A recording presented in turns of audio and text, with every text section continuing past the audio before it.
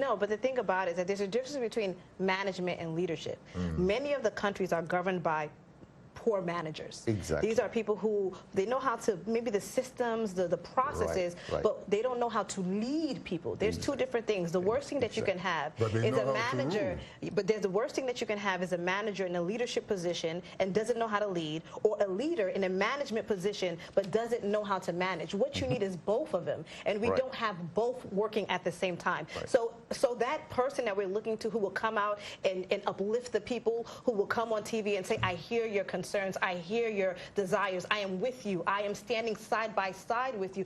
There's no empathy when it comes to a lot of the African leaders. I don't know if it has to do with culture, you know, the absence of the thought leadership, and then this idea of how do we define politics? They don't consult their people. Because they have a different definition of what politics is. They have a different definition of what public servants are. What about someone who says that those type of people that you call leaders, in fact, are probably patriotic to their stomachs, the stomachs of their families, not society? But the thing about leadership is that just because you are in a leadership position does not make you a leader.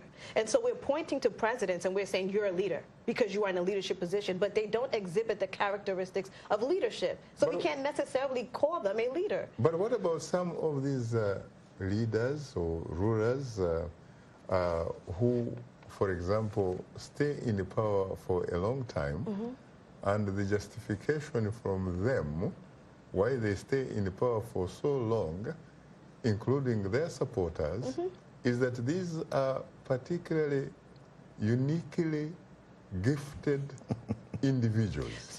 In fact, if they did not exist, those societies would probably collapse. Okay, so in politics we have three forms of legitimacy. We have the legal rational legitimacy, we have traditional rule, and we have what we call a personality or charismatic sort of leadership. And so they fall under the personality club. So we had Gaddafi, we had all of these different leaders who believed that they had a supernaturalness to them. They believed that they were gifted, that they were anointed by God, and this is why they were in their position. It was that justification. And you will see that even with Idi Amin, that personality club, people would rally against them. Even Gaddafi, the dressing, the talking, all of that sort of within their mind frame. But there's a problem with that when you feel that you are anointed and not appointed, right? Well, unfortunately, again,